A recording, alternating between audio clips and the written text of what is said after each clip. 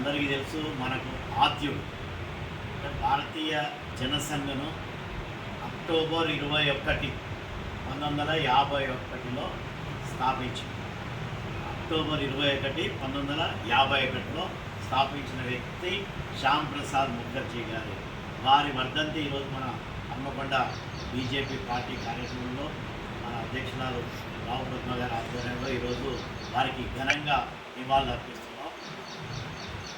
1901లో జన్మించిన వారు జూలై 6, 1901లో జన్మించి ఈరోజు జూన్ 23, 1953లో వారు మరణించారు. మనందరికీ తెలుసు, వారు కొట్లాడిందే కాశ్మీర్ కోసం. జమ్మూ కాశ్మీర్లో 370 ఆర్టికల్ను రద్దు చేయాలని మొట్టమొదటి ప్రసంగం పార్లమెంట్లో, ఆ రోజు పార్లమెంట్లో ప్రసంగం చేసినటువంటి వ్యక్తి శ్యామ్ ప్రసాద్ ముఖర్జీ. వారు చాలా విషయాల్లో నెహ్రూ గారిని విభేదించి, వారికి యాక్చువల్గా 1947 మనకి ఎప్పుడైతే స్వాతంత్రం వచ్చిందో ఆగస్టులో, అప్పుడు కాన్స్టిట్యూయెంట్ అసెంబ్లీ అనేది, అప్పుడు పార్లమెంట్ అనకపోయేది. ఎందుకంటే మనకి ఇంకా ఎన్నికలు కాలేదు, భారత రాజ్యాంగం తయారు కాలేదు. ఇమ్మీడియట్గా స్వాతంత్రం ఇచ్చిండ్రు. కాన్స్టిట్యూయెంట్ అసెంబ్లీ అని బ్రిటిష్ వాళ్ళు ఏర్పాటు చేసినప్పుడు దాంట్లో వీరు మెంబర్ ఇండిపెండెంట్గా. వారిని అంటే వారు చాలా హోదాలు అనుభవించిన వారు, అన్ని ఎక్స్పీరియన్స్డ్ కాబట్టి వారిని ఫస్ట్ కామర్స్ అండ్ ఇండస్ట్రీ మినిస్టర్గా నెహ్రూ గారు తీసుకోవడం. తర్వాత 3 సంవత్సరాలు దాంట్లో ఉన్నాక చాలా Delhi pact, Liaquat and Nehru pact అంటున్నారు.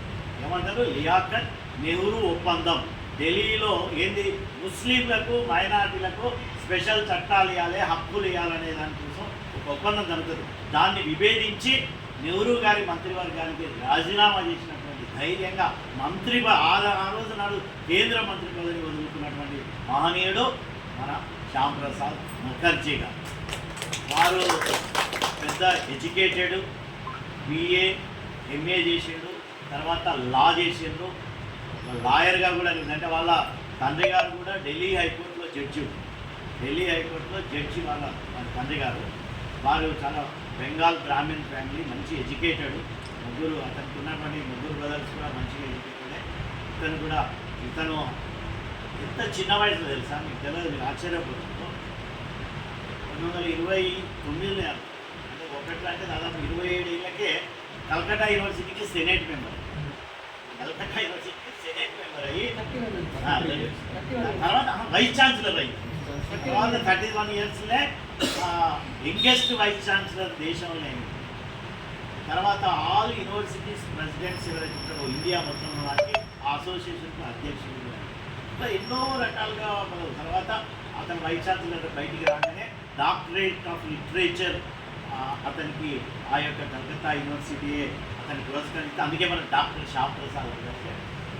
సో అదే అన్నట్టు డాక్టరేట్ ఆఫ్ లిటరేచర్ అని ఈ యొక్క కలకత్తా యూనివర్సిటీ అతను అయిపోయిన తర్వాత, వైస్ ఛాన్సలర్ అయిపోయిన ఎమినెంట్ పర్సనాలిటీస్ ఇస్తారు కదా డాక్టరేట్, ఆ విధంగా కలకత్తా యూనివర్సిటీ ఇచ్చి వారిని గౌరవించుకోవడం జరిగింది. సరే, అదేమో ఎడ్యుకేటెడ్ అకాడమిక్ గ్రాడ్యుయేట్. బట్ రాజకీయంగా వస్తే అతను వారు ఈ యొక్క వీరందరి గురించి ఇండిపెండెంట్గా ఈవెన్ నేషనల్ కాంగ్రెస్ నుంచి కూడా ఒకసారి ఎన్నిక కాబోతాడు. తర్వాత కాంగ్రెస్కి రాజీనామా చేస్తాడు, ఇండిపెండెంట్గా ఉంటాడు. ఎప్పుడు నిలబడ్డా కూడా అతనికి ఓటమి లేదు. బెంగాల్ నుంచి ఎప్పటికీ గెలుస్తూనే ఉంటాడు. తర్వాత అతను హిందూ మహాసభ ఆర్గనైజేషన్లో జాయిన్ అయ్యి దానికి కూడా అధ్యక్షుడు అవుతాడు. జస్ట్ జాయిన్ అయిన కొన్ని రోజులే అతన్నే అధ్యక్షుడు చేస్తాడు. ఆల్ ఇండియా హిందూ మహాసభ ద్వారా మన యొక్క సిద్ధాంతాలు ఏదైతే ఎవరైనా ఉన్నది, అతను హిందూ కావచ్చు, క్రిస్టియన్ కావచ్చు, ముస్లిం కావచ్చు, భారతదేశంలో ఉండేవాళ్ళు హిందూ సంస్కృతిని లోబడి ఉండాలి. అది అతని యొక్క ఇండియన్ కల్చర్. ఆ హిందూ సంస్కృతి, మతం వేరు, సంస్కృతి వేరు. దేశ సంస్కృతి అన్ని మతాలకు ఒకటే. నువ్వు పూజించే విధానంలో మతం వేరే ఉండొచ్చు.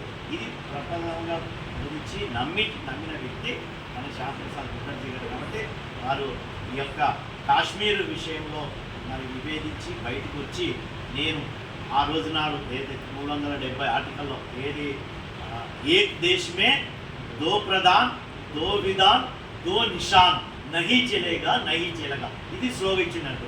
ఎందుకంటే అప్పుడు షేక్ అబ్దుల్లా గారు అక్కడ ప్రధానమంత్రి అనేది జమ్మూ కాశ్మీర్. అక్కడ వాళ్ళ రాజ్యాంగం వేరేది, ఎవరు ఏ దేశం నుంచి అయినా అంటే మన హిందూ దేశమైనా ఇండియా నుంచి కూడా ఆ జమ్మూ కాశ్మీర్ పోవాలంటే నువ్వు పర్మిట్ తీసుకోవాలి, నీకు ఒక ఐడి కార్డు ఉండాలి, ప్లస్ వాళ్ళ యొక్క ఇది విధానం అంటే రాజ్యాంగం వేరు. నిషాన్ అంటే వాళ్ళ గుర్తు వేరు. మనకు అక్కడ భారతదేశం ఫ్లాగ్, అక్కడ వాళ్ళ ఫ్లాగ్. ఇప్పుడు మనకి ఇక్కడ స్వాతంత్ర దినోత్సవం పండుగ ఏముంటుంది, ఓన్లీ ట్రై కలరే ఉంటుంది.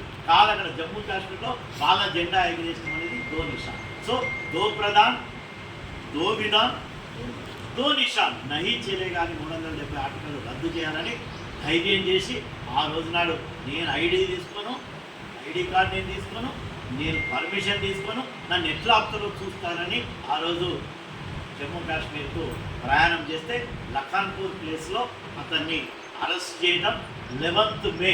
ఇప్పుడు 11th మే, అతను చనిపోయింది జూన్ 23rd. అంటే 11th మే రోజు అరెస్ట్ చేసి 53లో శ్రీనగర్ జైల్లో పెట్టి 22 రోజులు చిత్రహింసలు చేసి ఏ విధంగా చనిపోయిందో తెలవకుండా లాస్ట్ రోజు జ్వరం వచ్చిందని, బ్యాక్ ఏక్ వచ్చిందని, హార్ట్ అటాక్ అని అన్నీ ఒక కథనం సృష్టించి అతని ఆ యొక్క డిక్లేర్ చేయడం జరిగింది. జూన్ 26 ఎర్లీ అవర్స్ 3:40 AM చనిపోయిందని డిక్లేర్ చేసి అంటే పెద్ద దేశం మొత్తం గబ్బులు పెట్టి దీని మీద విచారణ చేయాలి, ఈ చావు గురించి, ఈ మరణం గురించి మేము నమ్మం, మీరు హార్ట్ అటాక్ అంటారని ముఖ్యంగా భారతీయ జనసంఘ్ ఏదైతే ఉన్నదో ఇంత గొడవ చేసినా కూడా నెహ్రూ గారు పరిచయం పెట్టారు. వీరి యొక్క భార్య సత్యమణి గారు కూడా నెహ్రూ గారికి లెటర్ రాయడం జరిగింది.